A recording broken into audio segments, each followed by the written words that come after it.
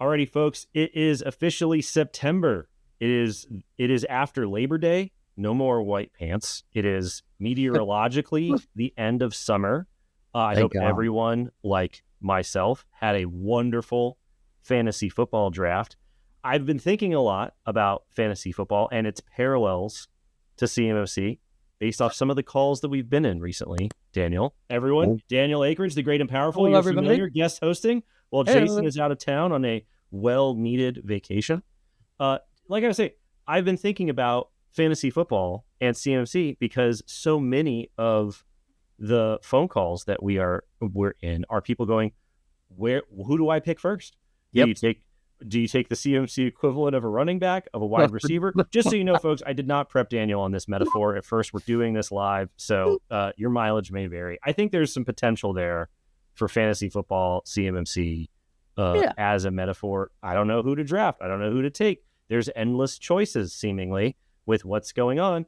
And we're going to talk about what to do today because, thankfully, Summit 7 has come up with a tool literally called the Pathfinder Tool to help people navigate what to do in your CMMC draft, if you will. I don't know. Does that metaphor work? What do you think? I don't know. I think really more of the drafting is happening with the primes and the subs. Mhm. Primes are looking at their supply chain saying, who should I draft to actually care about CMMC and make sure that they are compliant? And who do I not care about at all anymore? CMMC fantasy draft board inside of like Lockheed Martin. Boeing is up headquarters. there, right? Just oh man, that would just all of them in a circle, just trying to figure out who they're going to take. That would be. I'll take Joe's Machine Shop. Man, 32nd round pick, please. That would be ridiculous. So, well, before we get into Pathfinder, we just want to sort of really foot stomp on something we've talked about in the recent past. We had a whole episode covering a term called PALT, Procurement Administrative Lead Time. And in my opinion, I think we made a very clear case for this. It is the single most important metric for people to be paying attention to when strategizing for CMMC because PALT, Procurement Administrative Lead Time, is the official measurement from the time that a contract RFP goes out until the time it is awarded. And since CMMC is a condition of contract award, the real constraint on your planning needs to be how long will you have from RFP to award? Because if it's only on average like 2 weeks to 2 months, and it takes companies 6 to 12 months to get ready, then you have to start many, many months before an RFP comes out if you want to be ready in time to take award. And, this is a very compelling, idea for people because it's not our idea. GAO talks about this. OMB talks about this. This has been an ongoing DoD project. And, so we talked about the concept in the previous episode, but you're here today, Daniel, because you have a very convenient visualization of what this looks like on the current rulemaking timeline. So I guess could you help us all see what it is that this looks like when you plot it out against rulemaking? Yeah, so this is a pretty scary PowerPoint slide to a lot of people. Jacob, you and I have presented this on sales calls probably over the past several weeks now. And a lot of people see this and they're like, wait a second. I thought CMMC was getting delayed again. Yeah. I thought Congress was going to shoot it down. I thought we wouldn't actually be impacted by this for another 2 years. I mean, the conversations that we have are just all over the place. So much misinformation. ChatGPT is telling people the wrong things. And so you and I sat down before Gold Coast and put this together just as a tool to help people actually frame up timeline to implement and get compliant with CMMC versus where we stand in the rulemaking process. So we'll start at the very top. You are here. It is September 2024. For those of you watching this video in the future at some point.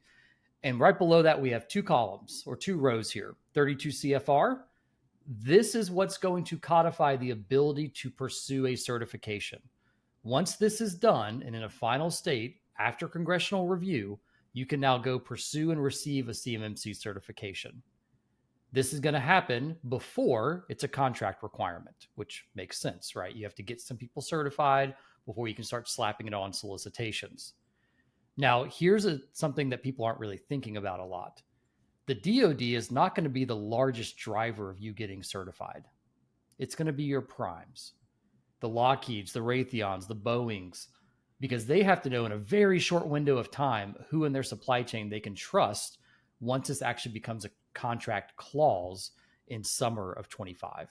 And so if you're not ready by late December, January timeframe to be able to submit and probably already have a C3PAO under wraps by this point, you're going to have a problem getting in that line to get certified. Yeah. So that's number one. Number two is the 48 CFR. This is going to come after the ability to be certified. Again, makes logical sense there. And 48 CFR is when it's going to start being introduced into solicitations, contract option years. The DoD has discretion to start slapping this into contracts. Mm-hmm. And this is going to be the problem, because once you see this magical DFAR 7021 clause popping up and your BD team is going and pursuing it, not really thinking about what that clause actually means, and you're going to end up with a contract award, hopefully, but you're not going to be able to receive that contract because you aren't able to produce that certification.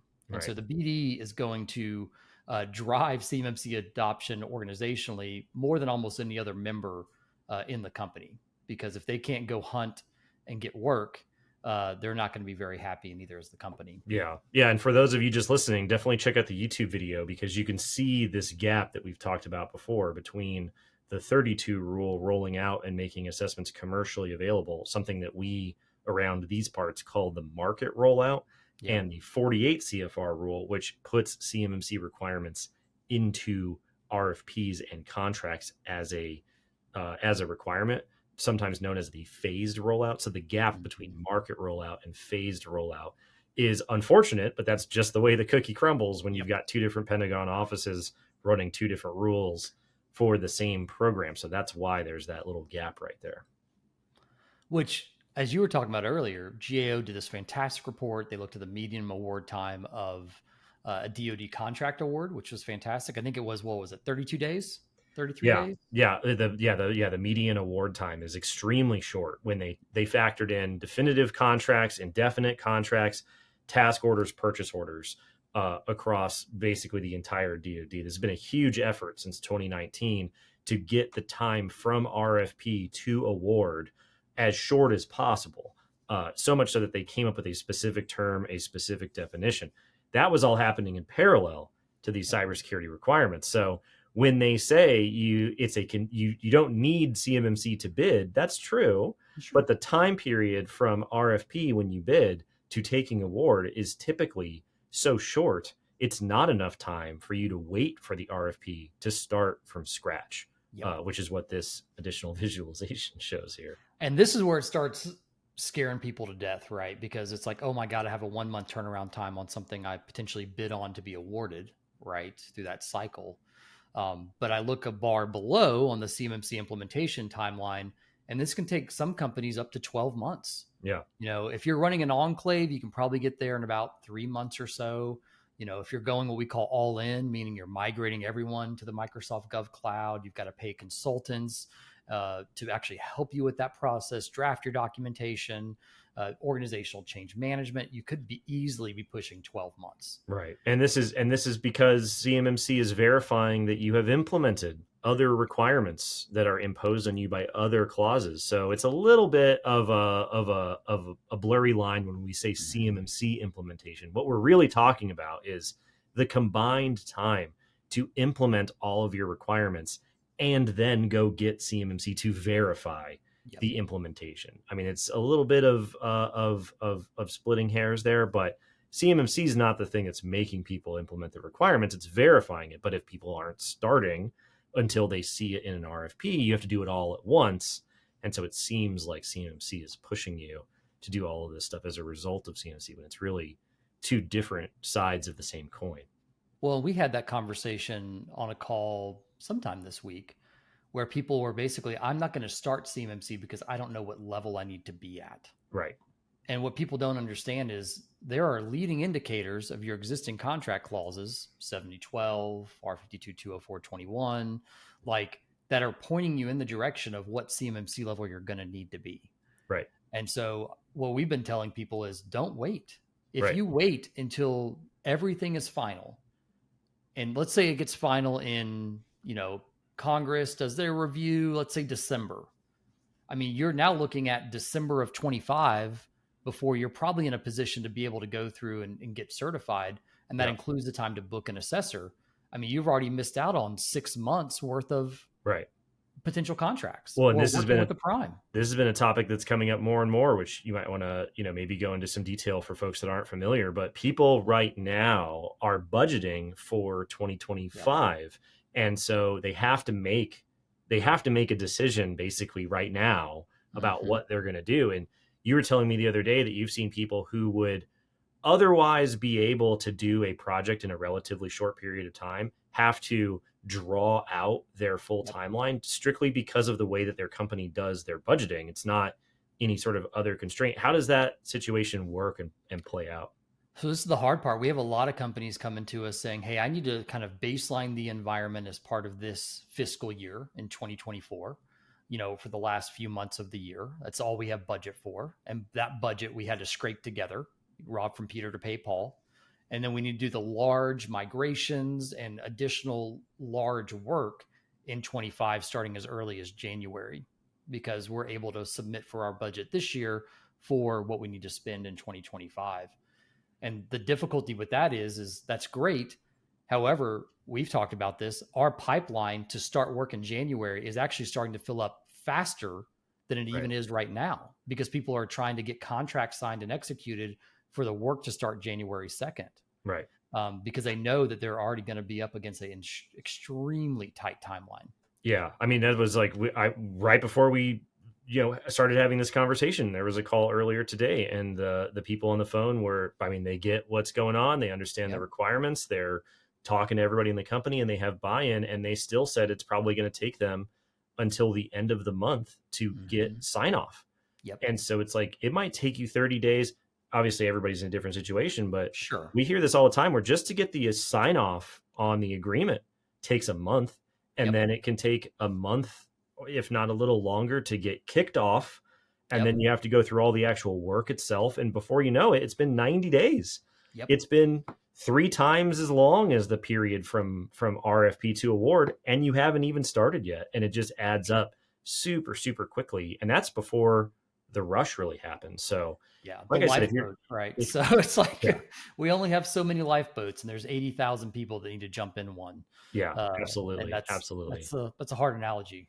Yeah. And I mean, I think that the visual does a great job because you can look at it and it's like, you can think about budgeting at the end of this year, moving into next year. You can think about, okay, what awards are coming up in 2025 that we want to bid on, and then move that gray box around for average PALT window. You can ask your customer. You can go on their website and look up their long-range acquisition forecast spreadsheets, and they'll tell you when we plan the RFP to go out and when we plan the award to go out. And they're typically 3 months or less, even for places like NavWar and NavC. And most people don't get from 0 to assessment ready, let alone fully assessed, in 3 months or less. I mean, an assessment by itself takes a week. So that's a quarter of a month. And if it's only 1 month from RFP to award, then it's just not a lot of time. So I mean there are some assessors booking out until April, May right now, and the rule hasn't even been published yet. Right. So like, if you even just remove the time it takes to implement all these controls and get organizational adoption, just getting on the books of an assessor could take you months and months and months. Yeah. Yeah. We always tell people that, where it's like, don't listen to what people are saying. Watch what they're doing. And, there's a lot of people who are like, oh, we don't know if it's happening. Oh, we don't know what's going on. Oh, we're not sure if we want to get started just yet. And then talk to the C3PAOs and they're like, yeah, we're booked for months. And that tells you everything you need to know about the disparity between what people say and what they're actually getting ready to do. So exactly. Okay, so we've got this visual. I think people understand PALT. I think you can find yourself in a bunch of different positions. So once you come to this realization, let's talk about what's the next best step? Like, what is the first step that you need to do when you get back to your desk after listening to this podcast on your way to work or your way home? What do you do? What is your first pick in the draft? And we actually now have a tool specifically for that, and it's free. Yep. Yeah. So what we tried to do is try and make this decision as easy as possible for people. there are really kind of two directions you can take for your CMMC compliance. And a lot of it comes down to timeline, budget, and your actual CUI data flow throughout this. So if you go to our website, summit7.us, there's a quick little button here called Start Quiz, less than 5 minutes. Dustin's going to redact my phone number so none of you crazy guys can call me here. So I'll go next here. You're easy enough to get a hold of with that. I am. That's true. But once you hit next here, it's actually going to start a quiz. And that quiz is going to go through and start measuring all of these different parameters. And so once this loads, we will go ahead and show it here. Yeah, and for those just listening, the summary on this page will tell you, it's like the output of this tool tells you what CMMC level you end up needing, what type of technical design you probably need to go with, which version of Microsoft offerings you end up needing to go with, whether or not an MSP is probably a better bet based off of your internal capacity and resources, how you should be prepping for the assessments, and even a cost estimate for what's going on. I mean, these are the main things that people ask when they're trying to figure out what to do first. So the first step is, how big is your organization as a whole? This is GFE users, this is back office staff, this is looking at the whole enchilada, right? So I'm going to pretend to be a 100 to 200 person company here. Most of the people we talk to, honestly. Most of the people are kind of in that range. The first leading indicator is, do you have DFAR 7012? And the reason we're looking at that is we want to point back to existing contract clauses and map them to what the equivalent CMMC level is. So by saying yes to DFAR 7012 in your current contract, the logic behind this is saying, I need to be CMMC level 2, or I'm going to have that need at some point. So I'm going to say yes on this. This is the fun one. And the answer to 99% of the phone calls I'm a part of is no. Do you know where all your CUI is? Yeah. CMMC is a framework, obviously requires a certification based off, in this case, DFAR 7012 for protecting CUI. So if you're not putting all the CUI in the box, what good is this actually doing? Mm-hmm. So one of the things that people need to do is go through a CUI scoping exercise, do some data discovery, do different things to try and enumerate where all this data is sitting in email, SharePoint, computers, file shares, networks, all that kind of stuff. So I'm going to say no. I don't have an idea of where all my CUI is. Quick note on CUI scoping exercises. It's also the number one way to potentially save a lot of money, because your scope getting out of control loops in a lot of assets, a lot of users, more licenses, more seats, more configurations, more management, more stuff. And typically a lot of companies around that size end up having everything in scope for convenience.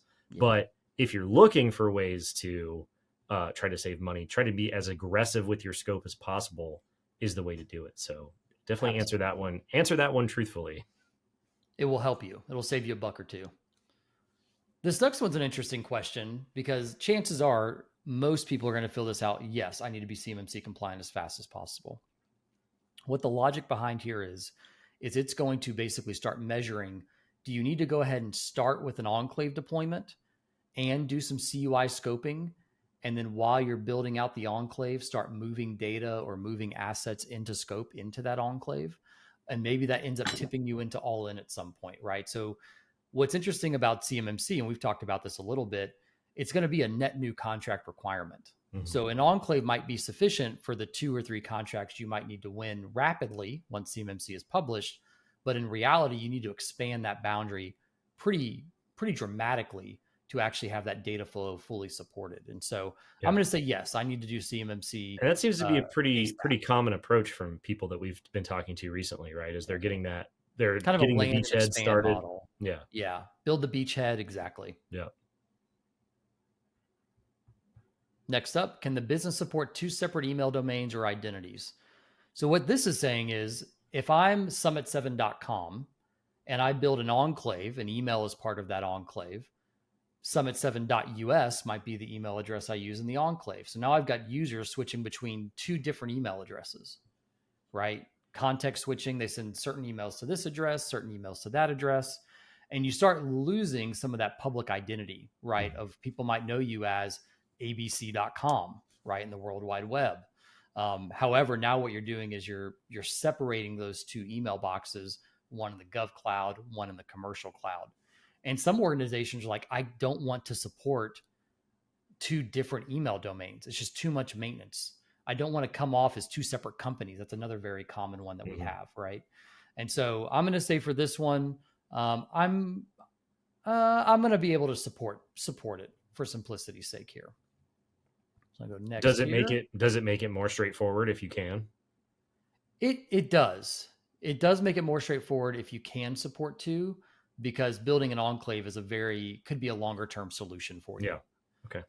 If you can't do that, you're going to have a longer implementation runway typically. Gotcha. So again, that time constraint's really important as we kind of go through the exercise. Do you more than 15 to 20% of your users need access to CUI? So again, going back to that CUI scoping, part of the results of that is how many people actually touch this data. And what we've seen time after time, after talking to thousands of companies, is if it's in excess of 15 to 20%, an enclave is probably not going to be a great viable solution. Which is why that CUI scoping exercise at the beginning is so valuable, because more people in your organization are touching CUI than you typically believe. I would say almost every time that CUI is in more places than people think, and more people have access to it than they are aware of. Whether it's a good reason or not, it just has a way of seeping through your business processes. Because people collaborate, right? And they don't realize what they're actually doing. Right. For anyone interested listening to the podcast, I have a list of keywords that our internal team has put together.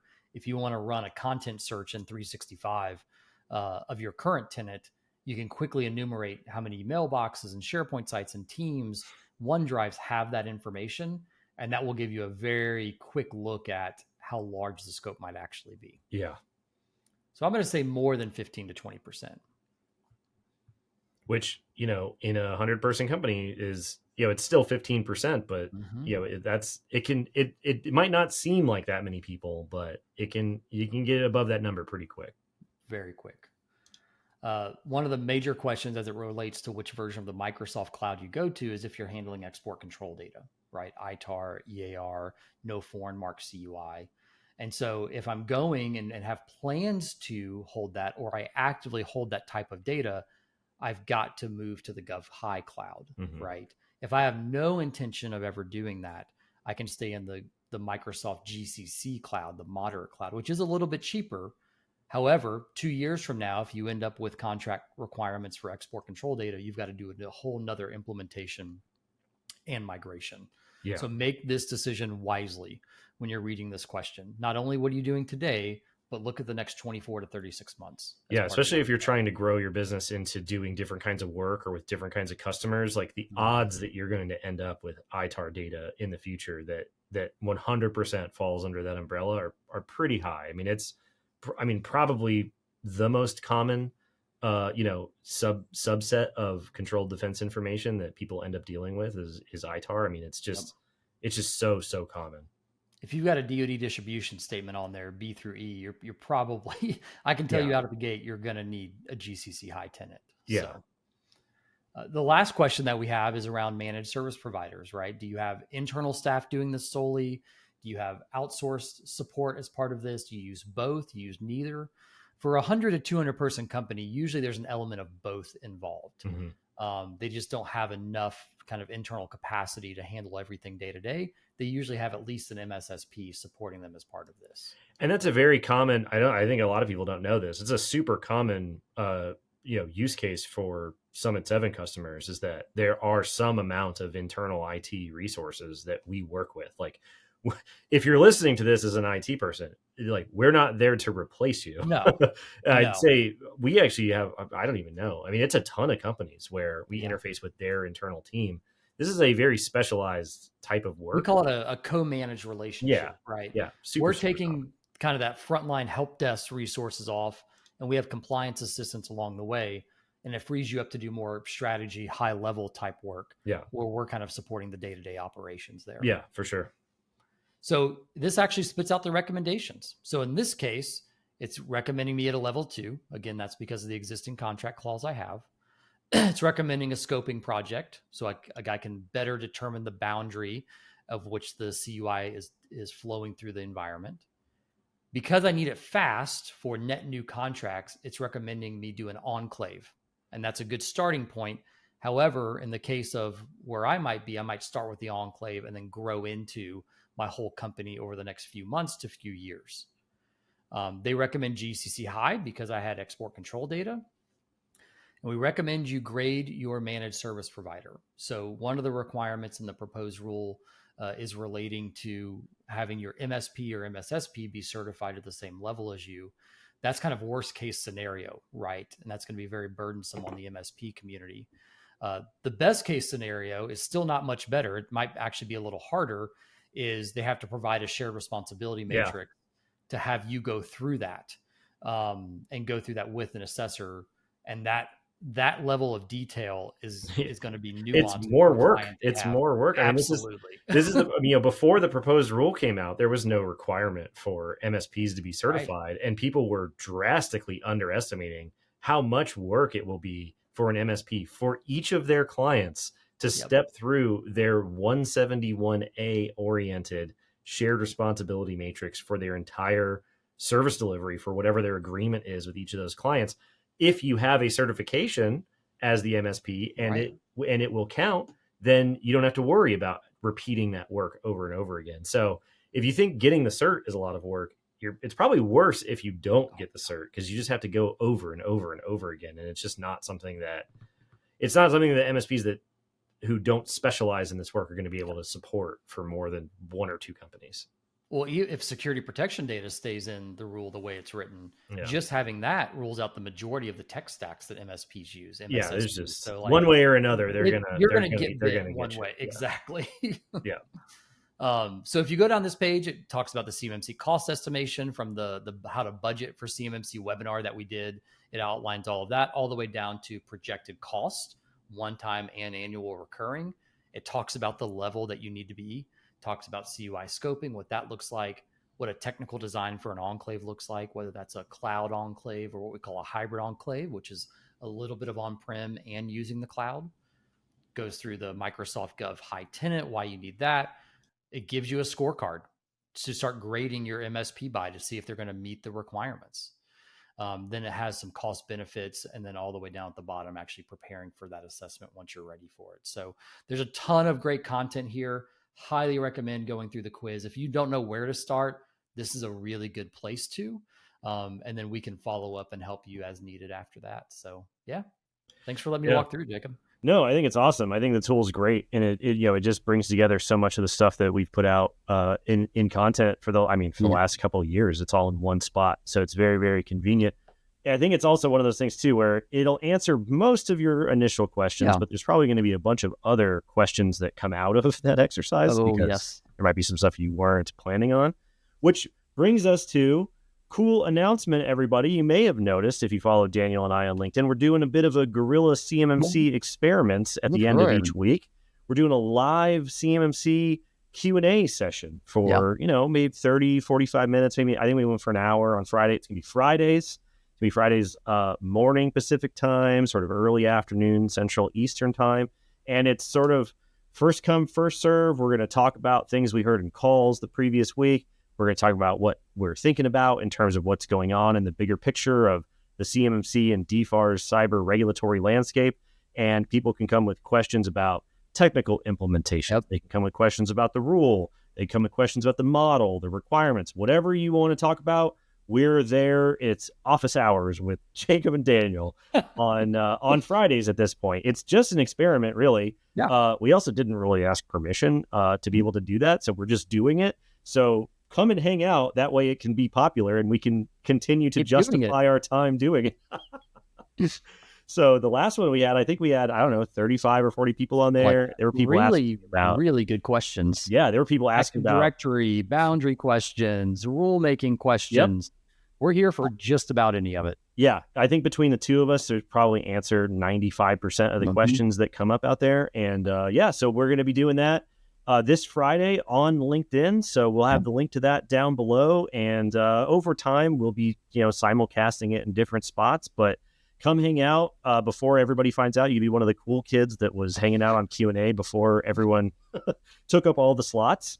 Ask as many questions as you want to, and then we'll go from there. So, alrighty. Well, I think that is a great way to kick off or to close out summer, to kick Yeah. off fall. It's supposed to be the end of summer. It's 98 degrees outside right now, so I'm not exactly sure if I believe it. But yeah, check out the Pathfinder tool. Definitely check out the video if you're only listening to the audio, where you can see the visualization of the 2 rulemaking timelines against the PALT window, against the average implementation. And if you have any questions about any of that stuff, come hang out on Fridays during the Q&A live stream, and we'll go from there. Sounds good to me. Looking Awesome. forward to it. Daniel, it's always great to talk to you, and I'll see you on Friday, and we'll go I'll to see you Q&A. Friday. All right, Awesome. buddy. Take See it y'all. easy. See ya.